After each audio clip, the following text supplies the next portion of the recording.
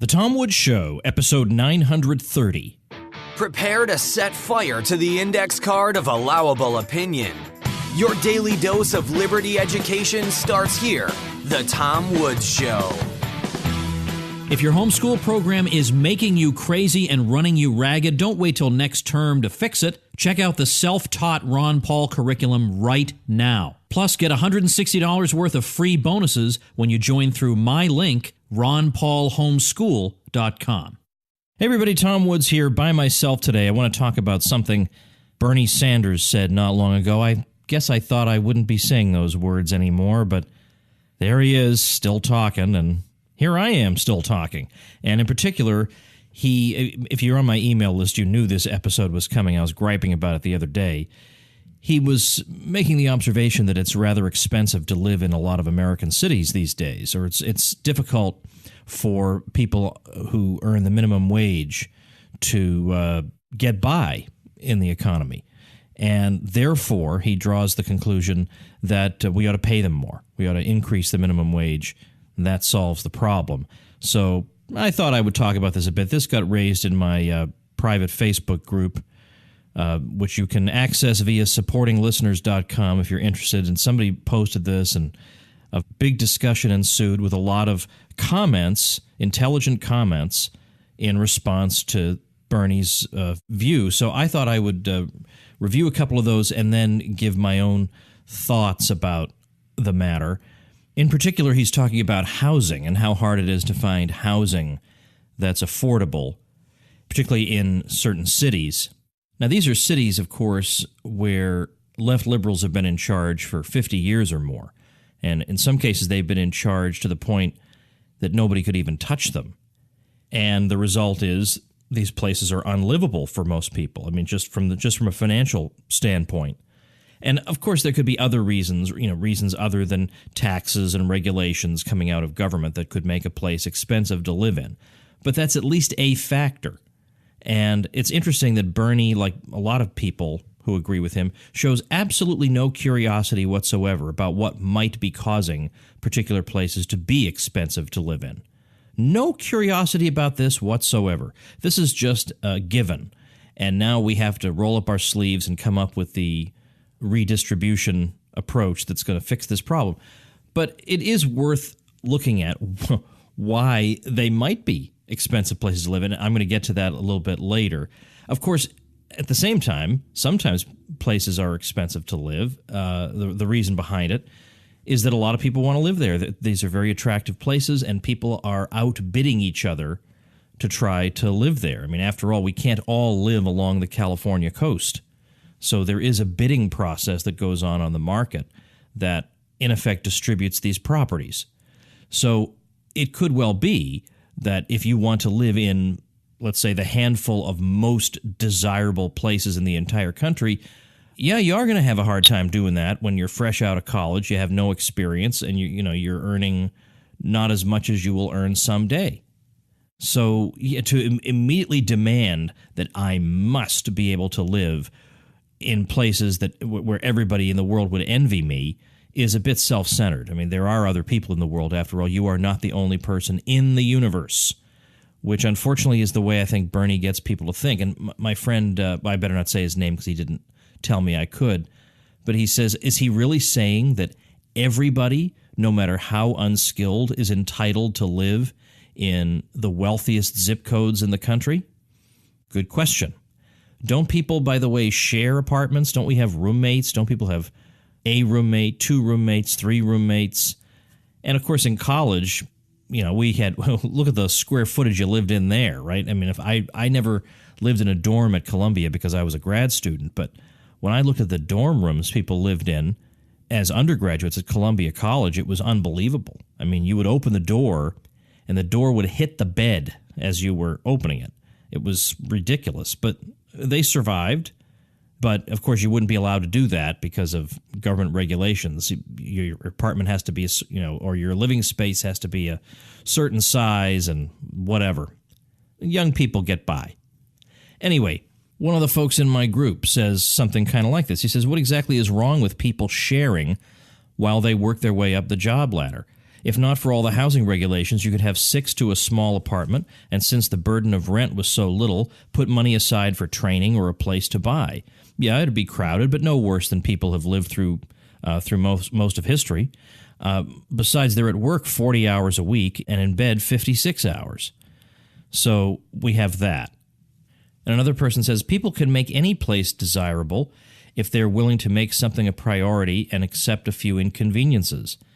Maybe instead of desirable, he means plausible or a possibility for them. Can't afford to live in Seattle or San Francisco or New York? If living in one of those cities is the most important quality of life factor, acquire a skill that makes you more competitive for a high salary. Now, I have a few little things I want to say before I go on to some of the contributing factors to making housing more expensive in certain places. Of course, obviously, during the years of the housing bubble, we saw how Federal Reserve policy and government policy can push home prices up. That was obvious. And I explained the whole thing in my book Meltdown, which miraculously still to this day to me became a New York Times bestseller. Again, that's how you know the economy's bad, when people actually voluntarily shell out money for a book on the economy. So I'll link to that at tomwoods.com/930. You can also get the audiobook version for free via the Audible offer at tomwoodsaudio.com. So I've explained that a number of times. We've got a bunch of episodes on housing, and I'm not really in the mood to go over it again. Sometimes I remember my professor, Ernest May. I don't know if I told you this story or not, but he taught American foreign policy when I was an undergrad, and he had written a book on the Monroe Doctrine. And he came out and he said, I am not going to be lecturing on the Monroe Doctrine. I wrote a book so that I would never, ever have to discuss this topic again. Read my book. That's all you need to know. So I'm not quite like that with housing, but getting there. Let's just say I'm getting there. But what I do recall distinctly is that when home prices fell in 2008, people acted like this. Well, no, when I say people, I mean government officials, not normal people. Government officials acted as if this was the worst thing in the world. We've got to put a floor beneath housing prices. Housing prices are collapsing. This is terrible. We got to shore them up. Why exactly? Obviously, because they're thinking about people who have money poured into a house and they're seeing the value of the house fall. Right, but aren't these exactly the same people who tell us all day long about the need for affordable housing? You're getting it. That's how you get it. Prices fall. That is what affordable housing is. How can you have affordable housing without prices falling? Well, the way government people think about affordable housing is not cheap housing. That is never the consideration. Affordable housing, because if that were their consideration, they would have been happy that house prices were falling. Finally, young couples trying to get their start in the world can have a reasonable chance of being able to get a house. Isn't that great? No, it's the worst thing in the world. So I don't really believe they want affordable housing because they got it and they treated it like the return of Godzilla. We absolutely cannot have that. So affordable housing to them means the house price stays high. We just get you low interest loans to stay in debt the rest of your life to pay it off, which is also the way they think of affordable education. We're not actually going to reduce the subsidies that wind up pushing up the price of education. We're going to do all kinds of things to subsidize education, and then when the price goes way up, we'll then, again, extend you low-interest loans to be able to pay it off. That's what makes it affordable, that you can take out a loan. Not affordable in the sense in which a normal person means the word affordable, where you actually can afford the thing on your own. Second thing I want to say before talking about at least some of the factors causing this is that now rent control is becoming more popular again as a policy option. It's being discussed in a variety of places. And, of course, you certainly see this being raised in places like Seattle. And I know there's that, who is it, a socialist city councilwoman? I can't remember what her name is or even if that's her position. But she's been talking about rent control. So the idea is the price that you have to pay for an apartment, the rental price, is going up or is too high by their standards. They think it should be lower. Then their solution is simply to force it down. Let's just force it down. And there shouldn't be any problems associated with that. We'll just force it down through threats of violence, and then everybody will have everything they want. But I'll just say very quickly on rent control, certainly you could read, I'm pretty sure there's a chapter on it in Economics in One Lesson by Henry Hazlitt. But the long and the short of it is, if you say that rental units can be rented for no more than some arbitrary amount, what are you actually doing? Of course, you're reducing the supply of housing, because if you're going to put a cap on what people can charge, then fewer people are going to go to the trouble of building housing. That's a fact that you see repeated, or that you see on display over and over and over again all over the place. Then secondly, it leads to very, very bad landlord-tenant relationships, because when you artificially reduce the supply through government policy, you get a long line of people waiting for housing. And therefore, landlords know that they don't have to really cater to tenants anymore, because there's a long, long line of them waiting out there. There are a lot more where these people came from. So if they don't like the fact that I haven't repaired this or fixed that other thing or answered their calls or dealt with the chipped paint or whatever, fine. I got a million other people who would be very, very happy to get this apartment at this rate. So pack your bags and go. These are just obvious consequences of rent control. Now, what Bernie thinks about, of course, is let's just pay people more, and that will help them to live in these different places. Now, I could at least understand the logic of that if his idea was we in the government should just send people checks, and these checks will supplement their incomes to make it possible for them to live wherever in the world it is they want to live, which, again, seems a little bit self-centered, that anybody anywhere ought to just be able to live in the most desirable parts of the country by some standards. Just immediately and automatically, they should just be entitled to this. That does strike me anyway as being a little bit self-centered. What about, other people? Don't other people matter? And don't they have a claim on these things? Why do you get to elbow your way in? Oh, but I'm not elbowing my way in, the Bernie supporter will say. I just want housing for everyone. Obviously you don't, because if you're advocating rent control, you are actually reducing the amount of housing supply available. So obviously you don't. So let's not pretend that this is just an egalitarian desire to get housing for everybody. It's a desire to get cheap housing for you, because that is the only thing that you could possibly hope for with rent control. You may wind up being one of the so-called lucky ones, where you live in a you do get one of the rent-controlled apartments while everybody else has nothing, and you wind up living under a miserable landlord because he has no incentive to be anything else. But anyway, my point is, I could at least understand the logic if Bernie said, these are expensive places to live, and therefore the government needs to supplement people's income. But he never, I wouldn't say he never, but when he thinks about this kind of issue, he doesn't think that way. Instead, he thinks, let's make the employer pay more. Now, what the employer has to do with any of this, I have no idea. The employer is the only person on earth who's making these people financially better off in the first place. And now the burden falls on them even further. It's not their fault that the city is expensive to live in. And even if it was none of your business, right? They don't owe people an apartment, or they don't owe. All they're doing is making offers. You want to take my offer to work here? If not, that's okay. You can work somewhere else. But it's interesting that the burden would fall on the employer, as opposed to just saying, well, look, we want to help the poor, or we want to help struggling people. Let's just give them money. Instead, it's let's let employers give them money because they have a lot of money.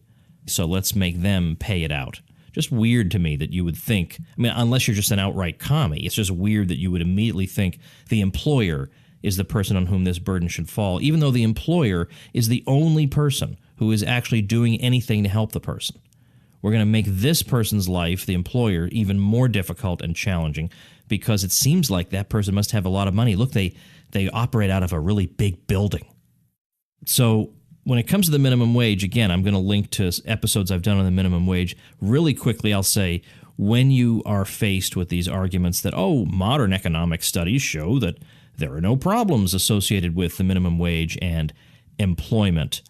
Well, yes, it's true you can find methodological problems with those studies that are quite serious, but you're not going to be able to get into those really in an argument with your friends. So the major argument would be that the people who are calling for a $15 an hour minimum wage are in effect calling for an over 100% increase in the minimum wage. And there isn't one of those so-called studies that deals with anything like that substantial a hike in the minimum wage. So they're not really able to bring forth anything that suggests that there won't be employment effects from that steep of a rise.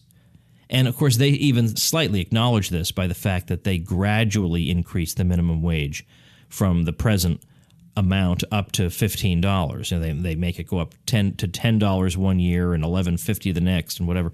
But, of course, if it's as great as they say it is, why would it not be raised all at once? So there you go there. So the minimum wage is a lot of stuff to say, and I've said a lot about it myself. So I'll link to minimum wage stuff at tomwoods.com/930. So, all right, so now I want to look at some other factors here. And Thomas Sowell, who wrote a book called The Housing Boom and Bust, and then that came out in I think that came out in, if I'm remembering this right, and I'm probably not, actually. I don't remember the exact date that came out. But I think he updated it later, and he did cite my book Meltdown in it, so that was nice. But Sowell points out a number of the factors contributing toward lowering the supply. I mean, the government policy and the Federal Reserve can increase the demand for housing by flooding the economy with credit and then giving special consideration to money that goes into housing. You know, that is to say, you can very, very easily get that money. You don't have to provide documentation. You don't have to provide traditional down payments, whatever. There are all kinds of loosening of standards that goes on that leads to more demand for housing. But what Sowell is pointing out is that it's not just that the demand for housing increases, it's also that the supply decreases simultaneously. And, of course, both of those factors in isolation would indeed raise housing prices. And when they're both taken together, well, they raise housing prices all the more. And he asks this, was it just a big coincidence that housing prices in coastal California began skyrocketing in the 1970s when building bans spread like wildfire under the banner of open space, saving farmland, or whatever other slogans would impress the gullible? And he says, when more than half the land in San Mateo County is legally off limits to building, how surprised should we be that housing prices in the city of San Mateo are now so high that politically appointed task forces have to be formed to solve the, quote, complex question of how things got to be the way they are and what to do about it. And he says, however simple the answer, it will not be easy to go against the organized, self-righteous activists for whom open space is a sacred cause, automatically overriding the interests of everybody else. So there's one factor at work that is restricting the supply of housing, potentially. So then secondly, let's develop this further. I want to cite here a statement by Ben Powell, who's been a guest on the show, who's written a lot about housing and who made a statement before, I don't remember which governmental body, might have been in D.C. for all I know, and I haven't got it right in front of me, but I do have the passage that I like. He's saying this to government officials. He says, economists have found that the leading causes of high housing prices in the nation's least affordable markets are government regulations and restrictions that prevent or slow the expansion and renewal of local housing supply. And then he tries to explain basic economics to them. He says, housing prices of both new and existing homes are determined by the total supply of homes in relation to the demand for them. In most markets, increases in demand are met with an increasing quantity supplied. Unfortunately, the supply side of the market has been restricted by government regulations, and he talks about them. He says, many economists who have found that government restrictions on building cause the housing affordability problem are not ideologues or advocates of any interest group. It has been found by economists at top universities and published in the leading peer-reviewed scholarly journals. So then he cites Harvard and Wharton economists working together who studied the relationship between land use regulation and housing prices, and they found that where land was relatively unregulated, homes were priced at close to construction costs. But in regulated areas, homes cost much more than the cost of construction. And the two economists estimated that 90% of the difference between the physical construction cost of a new home and its market price was caused by government land use regulation, and only 10% of the difference was due to intrinsically scarce land. Then he cites a couple of Berkeley professors who did a study on California, published in the American Economic Review, which is the top-rated journal in economics. And he says they find a positive relationship between the degree of regulatory stringency and housing prices, and that new housing construction is lower in more regulated cities. And as a result, housing prices grow fastest in more regulated cities. So isn't that kind of interesting? I mean, at least interesting. If you have any intellectual curiosity whatsoever about how the world works, wouldn't you want to know that? And yet no thought about this at all. None whatsoever. What could be causing this? What could be causing this? No interest in looking into any factors that could be causing it. In a way, it reminds me of Paul Krugman's response to the 2008 financial crisis. He kept saying, I am so sick and tired of people talking to me about what got us into this mess when the important thing is how to get us out. As if you could get us out without knowing what got us in. Or as if you could really be super concerned about getting us out and yet have zero curiosity about what got us in. Just weird. I just don't understand people who think this way. Well, I found an article from maybe a year or two ago about Seattle in particular, because Seattle was singled out by Bernie Sanders in his comments, and apparently there was some talk, even among the mainstream folks, about doing away with single-family zoning in Seattle. Now, I'm going to do an episode on zoning. I realize I have not done an episode on zoning up to now. So we're going to do that probably in the coming week or so. So we'll get into more about what zoning is, and we'll look at how, in a stateless way, you could replicate the good things that people... I mean, there is a reason zoning exists. It's not entirely to oppress people. There are concerns that people have. How could you handle those on a completely free market? And you easily could handle them. So we're going to talk about that with somebody who's written a lot about it. So that'll be coming up very soon. But anyway, the draft report said approximately 65% of Seattle's land, not just its residential land, but all its land, is zoned single family, severely constraining how much the city can increase housing supply. So they acknowledge that it's government regulation that causes some of these problems, and so that's encouraging that some people are, at least, unlike Sanders, they're actually interested in looking at these sort of questions. Well, anyway, what I found interesting about this article was the comment by Irene Wall, co-chair of the City Neighborhood Council's Land Use Committee. And she thought the whole thing was a dumb idea. She says, I hope the whole idea goes away. It's a dumb idea that will shatter the golden goose that has fed Seattle's tax system so long with rising property values, and it's not going to get us social justice. Amazing. Just goes to show how utterly clueless these people are. Here's a thing that you can clearly see would make housing prices fall and make them more affordable. And now the complaint is, but if housing prices fall, then we won't be able to get as much in property taxes? Is that her thinking? That if with rising property values, we've been able to get a lot out of people. Now, probably the sheer supply of new housing would swamp any depressing effect on prices anyway, in terms of there'd be more taxpayers now paying property tax. I mean, who even knows? But the very fact that instead of saying, hey, here's a great new way to make housing more affordable, it's, no, if housing becomes more affordable, then people will be paying lower property taxes correspondingly. Wow, they really don't care about people. They really do not. Then we have inclusionary zoning ordinances, which, depending on what jurisdiction you're talking about, require builders to set aside some portion of a new development to be sold to be sold to people at below market rates, people, low income people, moderate income people. And so maybe it could be 10, 15, 20, 25% of the homes have to be set aside for this purpose. And you sometimes will hear, like in California, there are some pressure groups that say, we have in this way provided quality affordable housing to over 80,000 Californians. And this is tremendous because we basically just force the builders to build affordable housing. Well, again, Ben Powell says, well, how about we talk about economics? If you place price controls on a percentage of new homes, you're going to lower builders' profits, which means you're basically taxing these new homes. And as we know with any tax, like a carbon tax, means less carbon.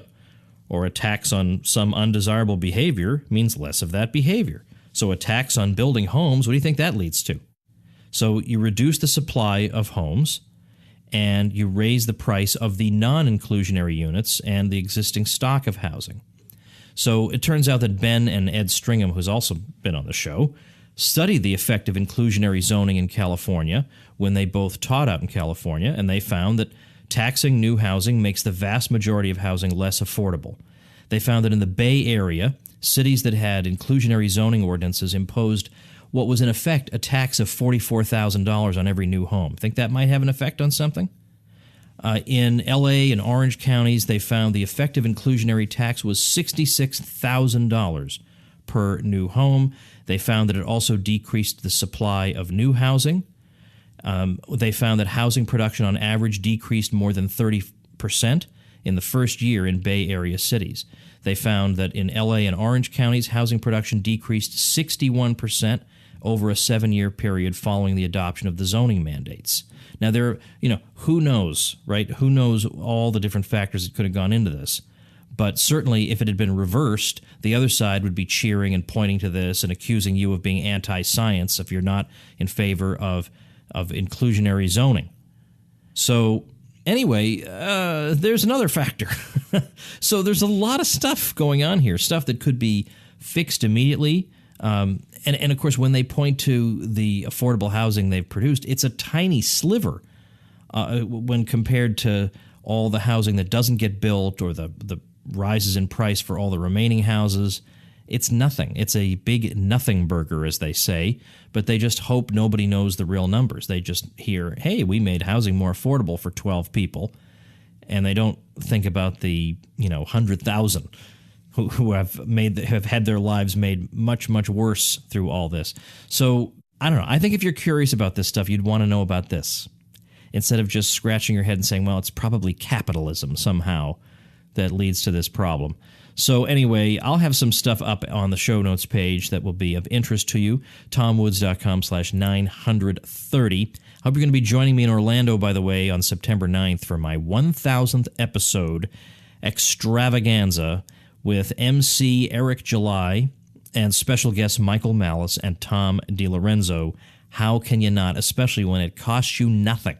It is free and open to the public. I simply ask that you register over at tomwoods.com/Orlando, and I'll see you tomorrow. Become a smarter libertarian in just 30 minutes a day. Visit tomwoods.com to subscribe to the show for free, and we'll see you next time.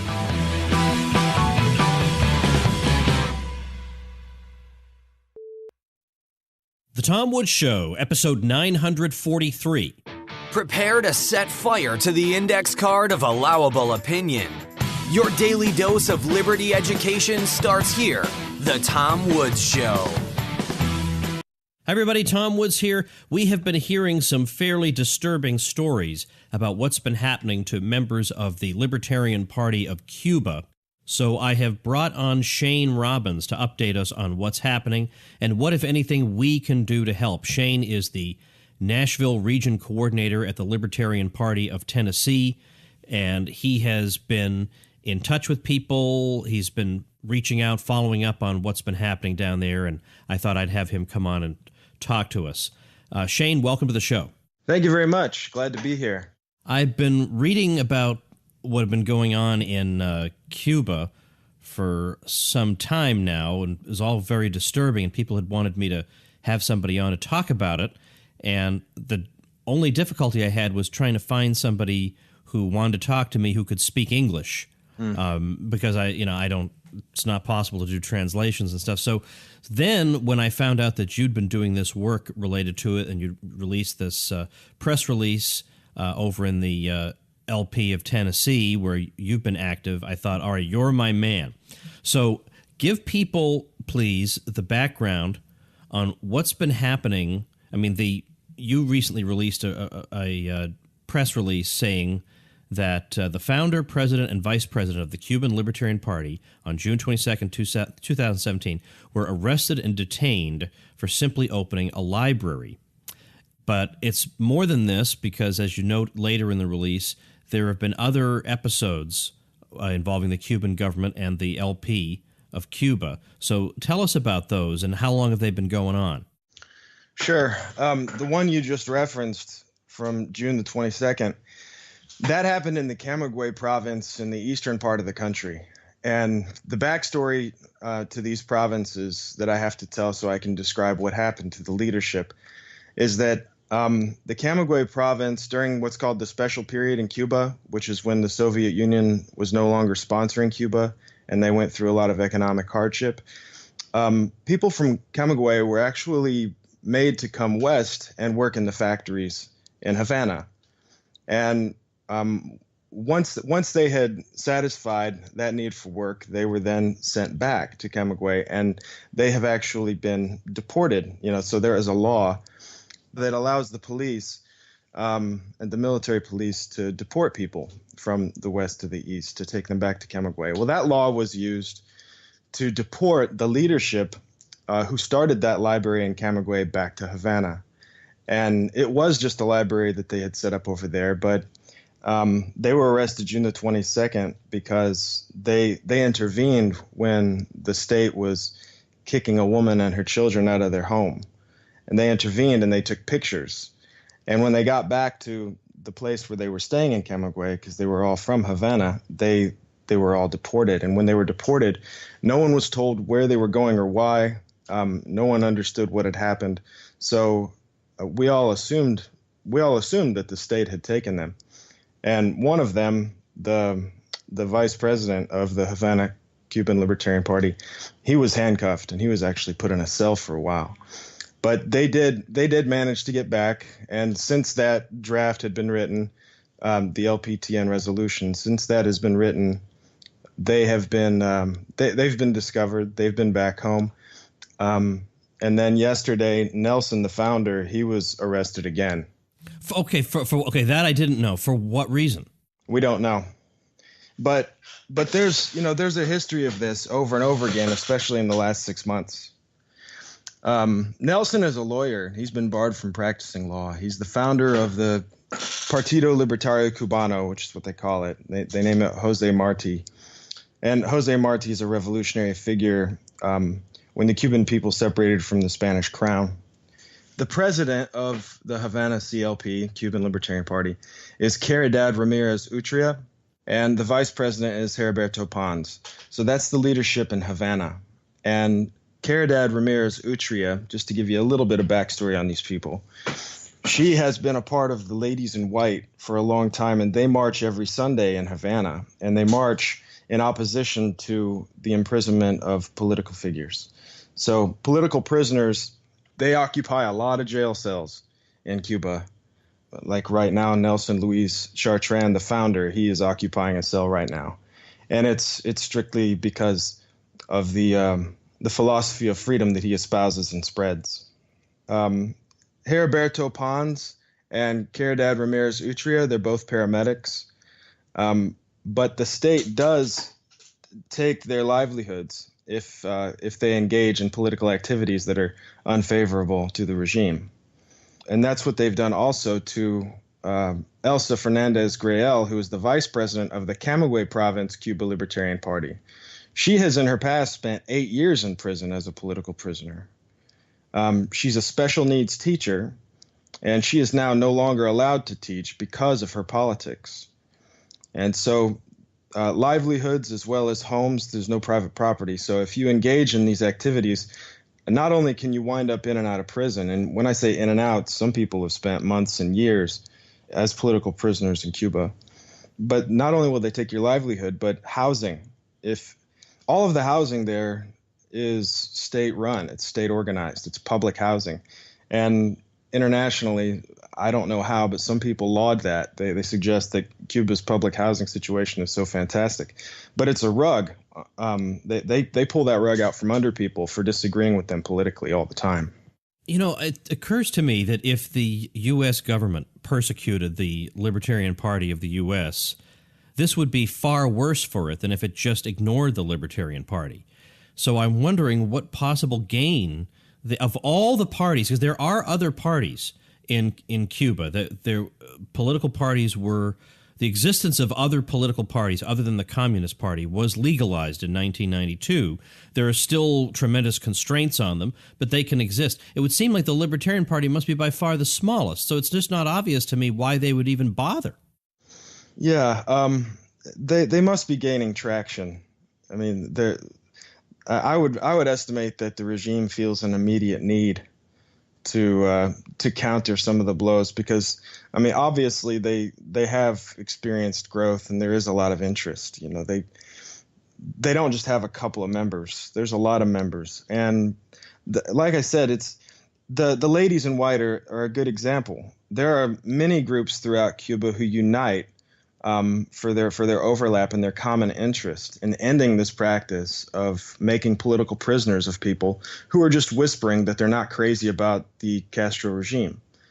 You know, as the Castro regime maybe begins to feel more and more isolated, perhaps this leader, because I don't know how long Raul's been in office, but maybe he feels more and more isolated, and maybe he's providing leadership that suggests that using the heavy hand as opposed to the propaganda model is going to be necessary at this point. Perhaps their desperation has grown. I don't know. But the incarcerations are real, and they are occurring, and they will continue to occur. And they're occurring more frequently now than before. So Nelson, for instance, May the 22nd of this year, just a month and a half ago, not even a month and a half ago, he was beaten and robbed by secret police. Now, of course, he can't prove that they were secret police, but there were four men who approached him, beat him, took his shoes, took his copy of Murray Rothbard's Ethics of Liberty that was in Spanish, and dropped him off 30 kilometers from his house barefoot. So when he woke up, because he was beat unconscious, when he woke up, he had to walk 30 kilometers, back home barefoot. And the incarcerations actually started back in February. See, I think when they opened their Libertarian Library in Havana, that's when they became somewhat of a threat, because they didn't open a Libertarian Party in December of 2016. They opened a library. And I think what that told the regime was they were more interested in providing ideas to people than selling a product. And of course, we all know how dangerous ideas can be, particularly in the hands of people who feel desperate. And so the Benjamin Franklin Libertarian Library was established in Havana in December 2016. And not even 2 months later, two of their members were beaten, they were arrested, tortured, and they were gone for months. They were in prison for months. In fact, it was not until the end of May that they were released. Wow, that is unbelievable. What do you know about the origins of the LP in Cuba and how far back it goes? I assume not very. Yeah, the furthest back my research goes is 2014. Nelson Chartrand, who is the one that I've mentioned multiple times, he's the founder. He opened up. He started with Joyce Garcia, an anarcho-capitalist club of Cuba, and they did this after viewing lectures. This is important. They did this after viewing lectures of Jesus Huerta de Soto, who is a professor in Spain. And so it was the ideas that they hadn't ever been exposed to that motivated and inspired them and pushed them to act. And so after they established the Anarcho Club, it wasn't long before they recognized the need for providing more information like what they had been exposed to more people. And so their next major move was the opening of that library 2 years later. Okay. Yeah, and after opening the library, after they dealt with so much repression, that's when they launched the actual party. So they launched the Anarcho Club, then they launched the library, and then after they had experienced so much abuse at the hands of the regime, they went ahead and launched a party. Okay. All right, I got more I want to ask you about. Let's first pause to thank our sponsor. Folks, as my family will tell you, I am slightly obsessive when it comes to things involving sleep. I want the perfect sleep experience. And let me tell you an excellent way to get one. Have an excellent mattress. And the Casper people, after their in-house team of engineers spent thousands of hours developing their mattress, are onto something. It's got supportive memory foams. It gives you an award-winning sleep surface, just the right sink, just the right bounce, over 20,000 reviews with an average of 4.8 stars, which makes it pretty much the internet's favorite mattress. Now, you may say, Woods, I don't want to order a mattress online. But they're going to give you a 100-night home trial plus free delivery and free returns. If you don't love it, they'll come pick it up and refund you everything. Designed, developed, and assembled in the USA, the Casper mattress is going to fill you with delight. Free shipping and returns in the US and Canada, 100-night in-home trial, plus get 50 smackers toward your mattress purchase when you head over to casper.com/woods and use promo code WOODS at checkout. Let's talk about conditions in Cuban prisons and what you know about them so that people can get an idea of what it would be like if you were, in fact, so unfortunate to be in one. Well, you're arrested, and you have no idea how long you're going to be in jail before your trial. So the pretrial detention period is indefinite. So that not knowing is enough to drive someone insane. So you're placed in a 7x7 cell, no running water. You're using the bathroom in a bowl. You're being fed food that is not fit for human consumption. You're not spending any time in any sunlight. The only communications that you're going to have with other people are if you're alone in the cell. Some cells, it depends on the prison. But from my research, if you're alone in the cell, you're just hollering down the hall trying to speak with someone at some point after so much separation, after so much isolation. Political prisoners are mixed in with murderers and the mentally insane. Death row inmates are mixed in with political prisoners. Lifers are mixed in with political prisoners. It's certainly not anything like United States prison systems, not at all. And you can be incarcerated for periods of months and years. And if it weren't for the Cuban people being so active in support of ending the practice of political imprisonment, I'm sure that it would be much, much, much worse because people continue to put themselves on the line. Like, for instance, the earlier Cuban Libertarian Party incarcerations resulted in Libertarian Party members plastering their faces all around Havana because they were missing, because they were imprisoned. And they did that, of course, at great risk to themselves. And this is the bravery that we have in the Libertarian Party of Cuba. This is the courageousness that we're seeing out of these people. And this is why I feel like it's incumbent upon the Libertarian Party here in America and around the world to do all that we can to not only let them know that they have our moral support, but that we will do whatever we can to provide them financial and material means as well. If they need $1,000 for a lawyer, let's raise it. Yeah, exactly. Yeah, if they need us to come and visit them, and just so that they know that they're not alone, then let's visit them. Let's do whatever we can, whenever we can do it, because the degree of tyranny that they're experiencing is much different from the degrees of electoral abuse that the Libertarian Party experiences here in America.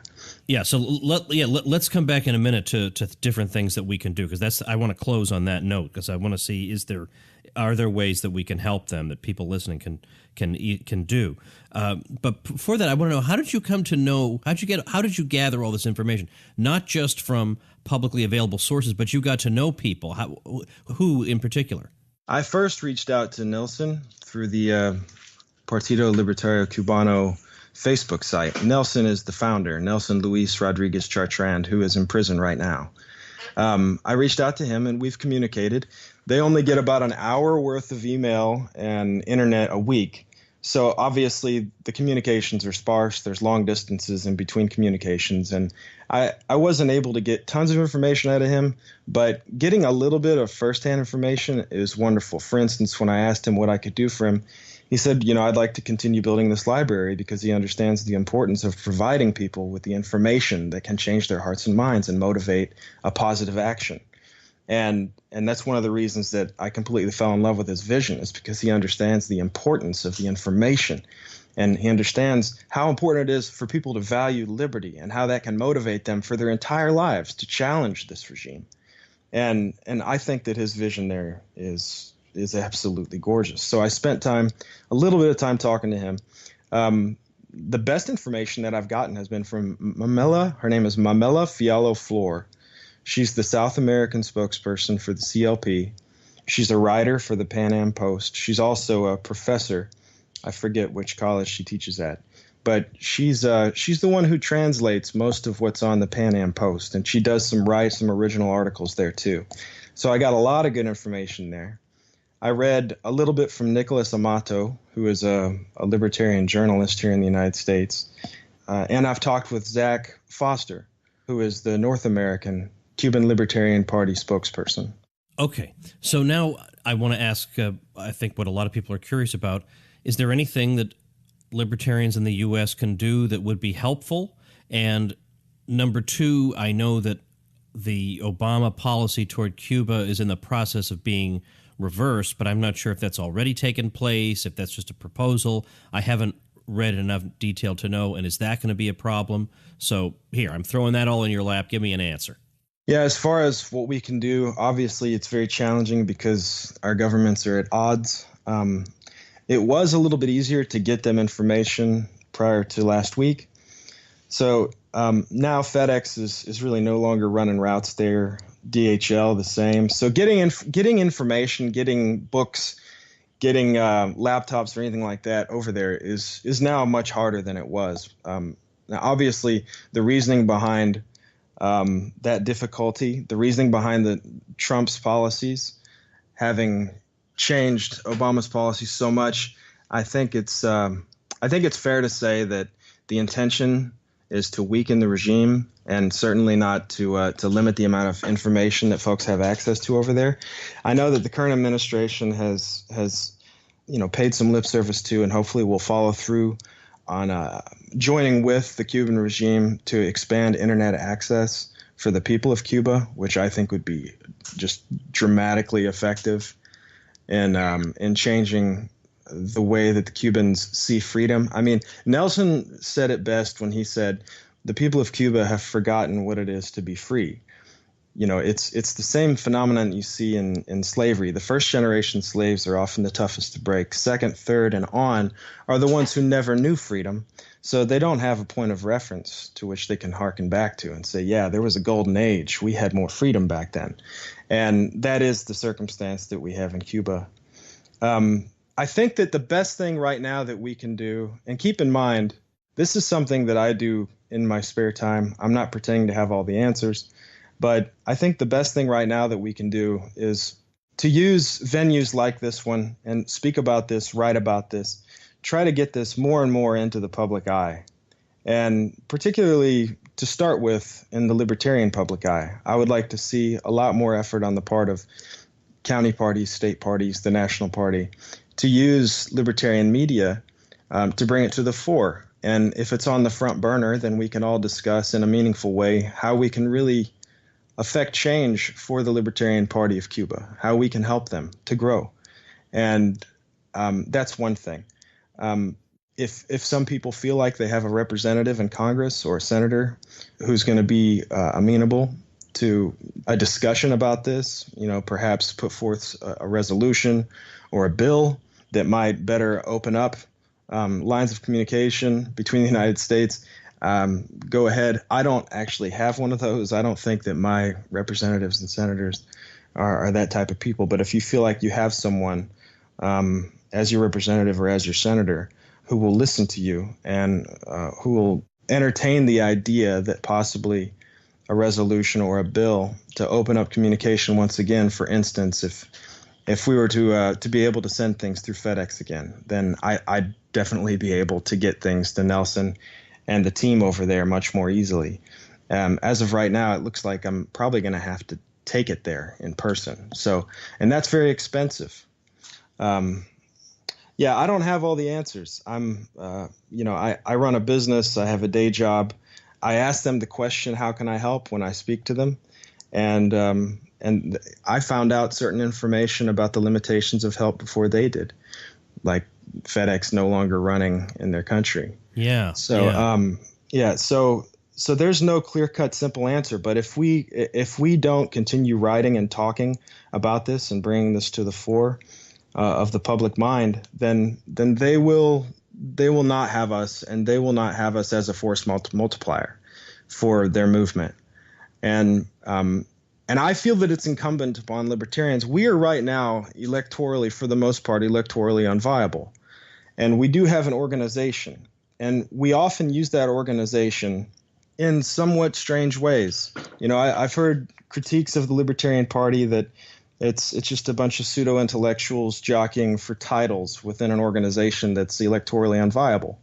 And I think that this circumstance is one in which we can actually do something. We can actually use our organization to a great benefit to people who really have earned it, and they certainly do deserve it. They've shown in their courage and in their bravery that they deserve our assistance. And if we can use this organization that we have to empower people who are living under the iron fist of a Marxist regime, then we should.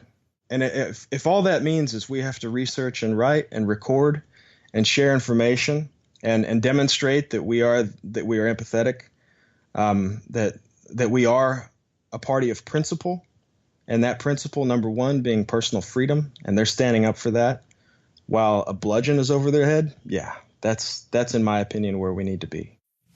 Well, no question about that. One final thing, I was reading about internet access in Cuba. And although it has improved, it would be considered intolerable to us. I know that a few years ago it was made absolutely clear that you can't have internet in your home, but you can go to a public hotspot and stuff like that. Under those constraints, does the LP of Cuba have, even if it's in Spanish, does it have any online presence that I could publicize? Mm-hmm. Yeah, the Partido Libertario Cubano Jose Martin Facebook page is going to be the best one to go to. Okay, so why don't you send me the link to that, and I'll put that up. The show notes page is tomwoods.com/943. I'll put a direct link up to that, and people can check it out. Great. Okay, good. Well, Shane, I appreciate this briefing from you, because I think a lot of us have been reading these rather disturbing reports here and there and not really known what's been going on. And in a way, we still, to some degree, don't entirely know what's going on, but it's not good. And I'm glad to be connected to somebody who's plugged in down there and has a sense of what's happening, along with suggestions for things we might be able to do to help. But certainly staying informed and telling people about it would be not a bad start. So I hope this episode is helpful for people to do that. And again, to check out tomwoods.com/943, where we will link to that Facebook page where you can get more information and stay in touch. All right. Well, best of luck, Shane. Thanks a lot. Thank you, too. Take care. All right. That's all I have to say for today, everybody. See you tomorrow. Become a smarter libertarian in just 30 minutes a day. Visit tomwoods.com to subscribe to the show for free, and we'll see you next time.